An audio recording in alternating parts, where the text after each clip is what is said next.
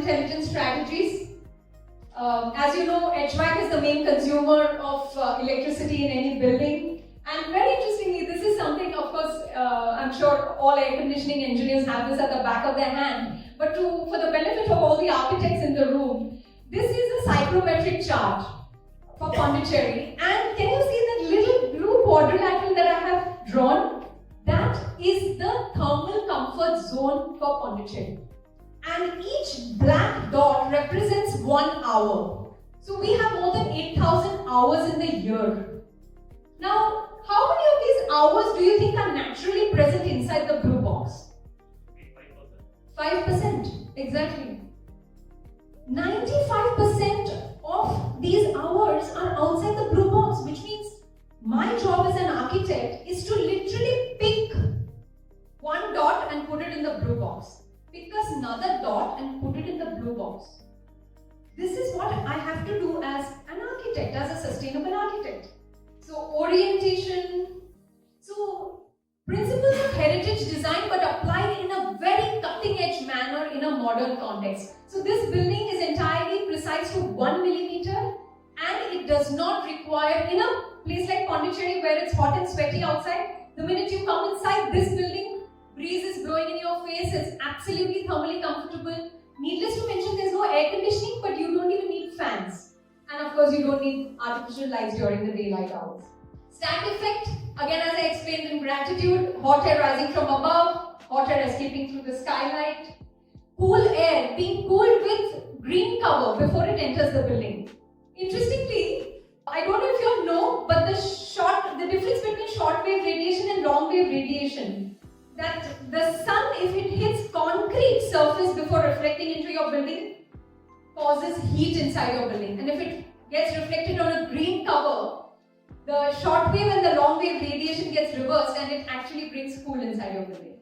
Use of water bodies, cavity walls, vertical gardens, rooftop gardens, heat reflecting paints. So this little flooring that you see, when I was sieving the sand to make the bricks, all these pebbles came out of the sand.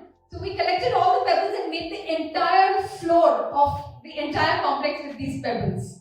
For active measures, as I mentioned, this building does not have any air conditioning, but we still during the summer months need to keep the building cool. So the previous example that I had given was of brick, that it requires a 45-inch thick wall. Now, if you compare the specific heat of brick, which is 800, with the specific heat of water, I mean, is it not common sense that we can't use a material with a low specific heat to cool the building? Water is the most efficient way to cool a building.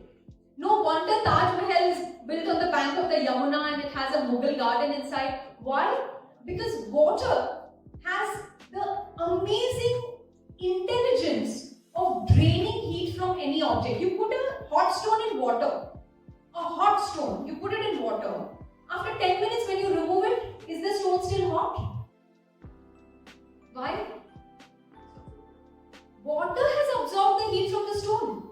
So if water can absorb heat from a small stone, can't it absorb heat from the whole building? Of course it can.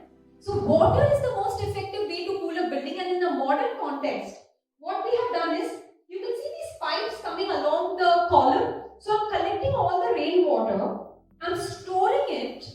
In this, I have put a truck's radiator. A truck's radiator where the water keeps going up and down, and I'm putting a blower on it. So the temperature of water here in the pond gets cooled down to around 18 to 20 degrees. And then I'm circulating this cooled water through a bed of pipes under the floor. So the ingoing water is at 22 degrees, the outgoing water at the end of the day is at 28 or 29 degrees. The building remains at 24 degrees. So all of us in our grandmother's home, we have drinking water out of an earthen pot. And all of us know that earthen pot is actually a brilliant technology of how we cool the water. Because earthen pot is like the human skin, where the perspiration that evaporates sucks the heat out of the building. Similarly, when the earthen pot perspires, it is actually sucking heat out of the earthen pot and the water inside. So this building acts like an earthen pot because of all these 13 different passive design principles that we have incorporated.